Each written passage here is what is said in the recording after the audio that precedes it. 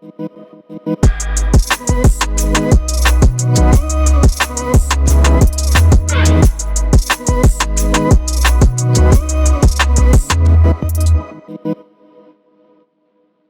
I'm joined today by Vella, who is the founder of Miss Kicks, which is the UK's first female football brand. Grace has an incredible story. She's a former Manchester City and Liverpool player, and she's now on a mission to create a movement of social change in football and wider society. Grace, we're so thrilled that you could join us today. You're 24, is that right? Yes, I'm 24. Amazing. And you've achieved a huge amount already today. But today we're going to focus specifically on how you turn something that you're passionate about into a business, and I guess the skills that you need to do that well. Yeah. So to kick us off, can you tell us a bit more about your background on your story? Yeah, absolutely. So I grew up in a very, very small town called Skelmersdale, which is just outside Liverpool. And I grew up right next to a big football pitch, and it just inspired me. As soon as I woke up in the morning, I used to look at my bedroom window and watch the boys play, and it was just something that I really, really wanted to do.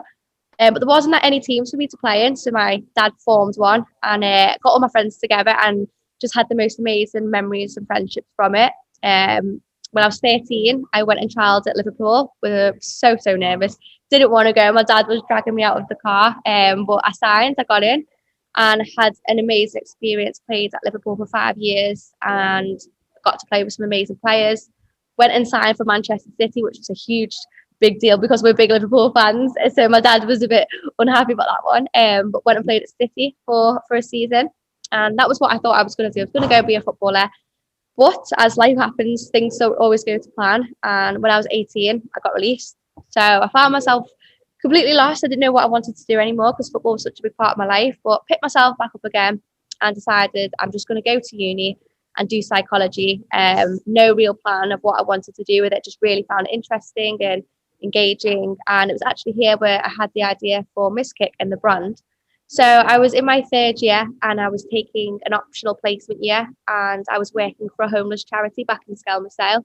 And it really made me realise how lucky and fortunate I was. I think my confidence had been knocked massively having been released from football. And it just made me really want to try something new and, yeah, just give something a go. So I'd always wanted to sort of get back into the football space and do something to give back, because as much as I loved football and I loved being in the game, I felt like the majority of the things in football was targeted at boys and it was very much male focused. So I thought, you know what, someone needs to do something for us girls and to try and inspire more girls to get in the game, because I had so many amazing memories growing up, and that's where Miss Kick came about. So I just started off, I had no experience, right? So I didn't know how to find a logo, a website, design, and I just learned off Google, asked for help, and just started selling these t-shirts that I printed myself in my mum's back kitchen at football tournaments, and it's just sort of snowballed and grown from there, really. Amazing. That's such an incredible story. And I'm sure there'll be so many students listening who are really passionate about something, and they maybe have the idea that they can turn that into a business. But how do you actually go about that? You know, what, it was obviously a conscious decision from the sounds of it, but what were your steps, first of all, that you took to do that?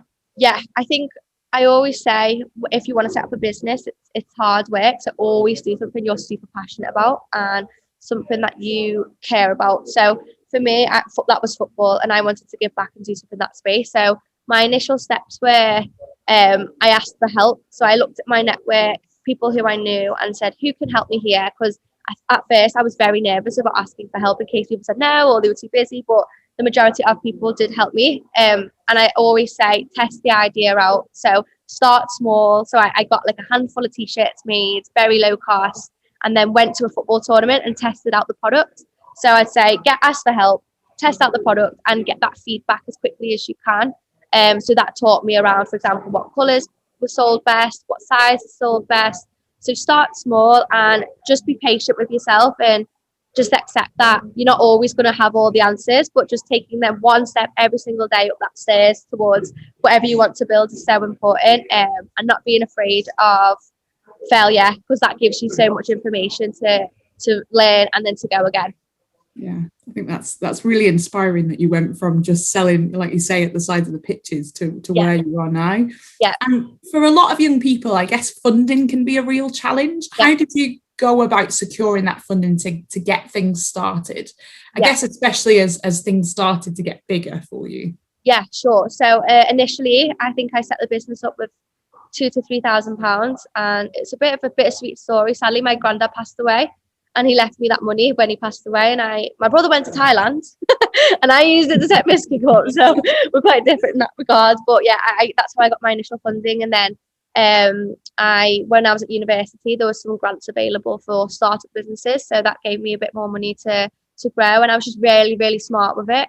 I think when you don't have a lot of money, it's actually a blessing in disguise because it makes you very resourceful and it doesn't make you want to waste a penny because you've got to make the most of it. And I tried to spend the most of it on products so that then I could make more money and then just sort of grew from there. But more recently, for example, we actually raised investment. So a bit like Dragon's Den scenario where I went in and I pitched to people and asked for their support. And I think that was a very daunting experience, but what I learned is that if you're very passionate and you have something that you really believe in and you've almost proved the concept, so you've proven like on a small scale that it works, there's something unique about it, and people are buying it, people are engaged with it. Once you've got that initial sort of step, you then could go to people like my investors and shareholders who I have now, like Dragon's Den, and you can ask for them for their guidance and support as well as the funding.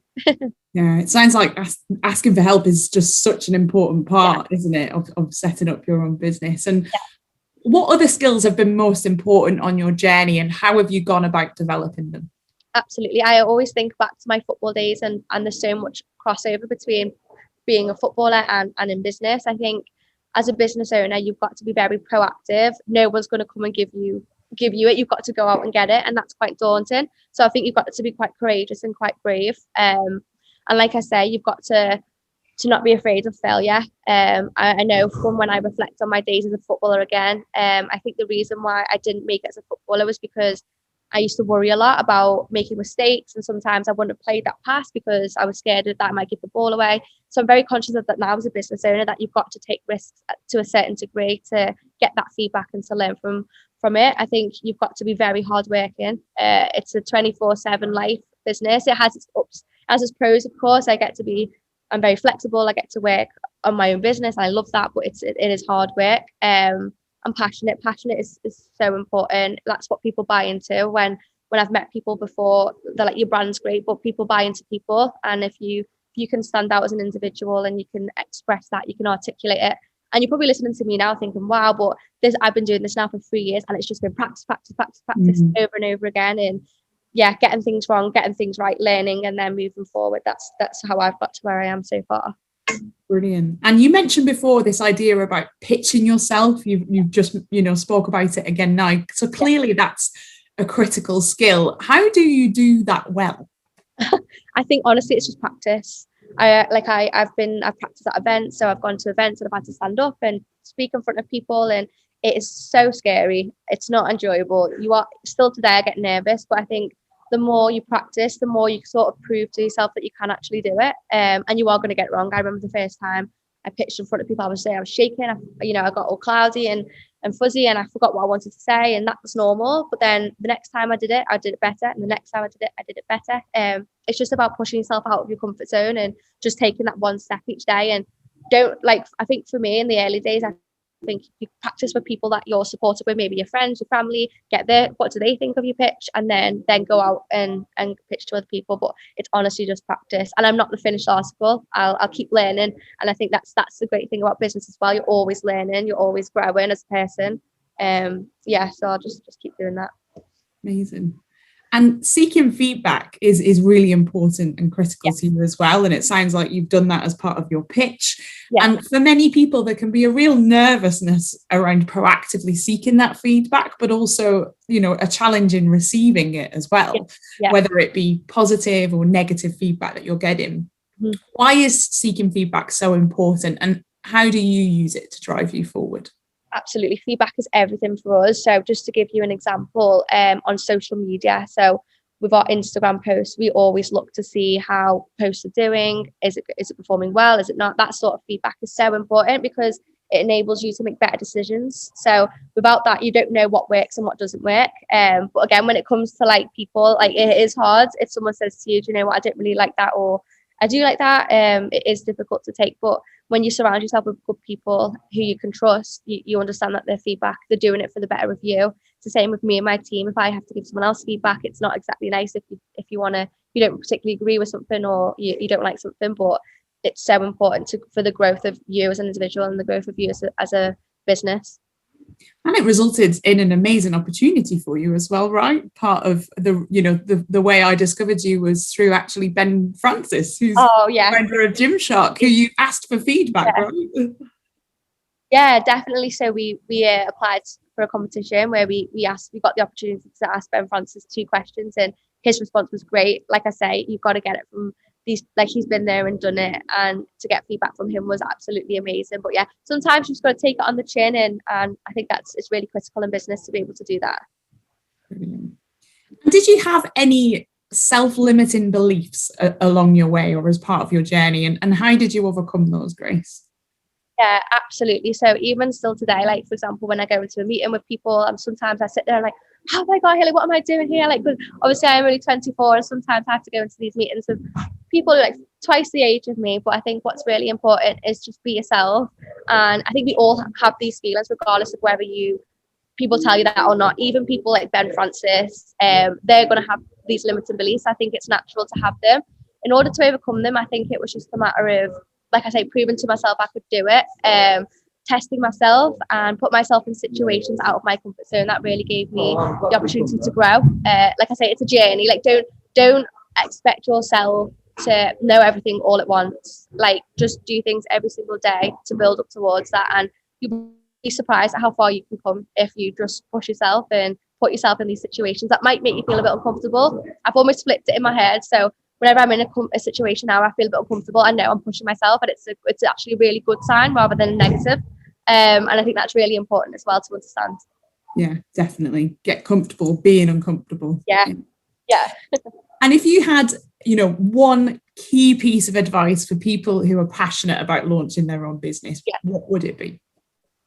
My one big piece of advice would be to find someone, or like I say, an individual, a person who's been there and done it before. So you might find them on like LinkedIn, reach out to them that way. Maybe you just reach out to them on Instagram. Just trying to find people who can give you that support and advice. Maybe people at school can you reach out to, people at university. I know when I was at university, they were super supportive as well. I know the Prince's Trust are really good with things like that.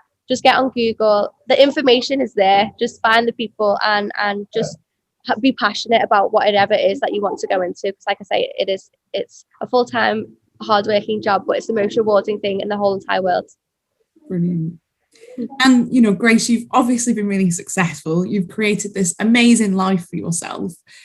There are young people who may be watching this who just think that may not be possible for them, whether that's due to money, their support network, or their skills, or maybe just that lack of vision. Yeah. What would you say to those people? Just agree. Honestly, I come from the smallest town in the middle of nowhere. My family aren't necessarily business-minded people.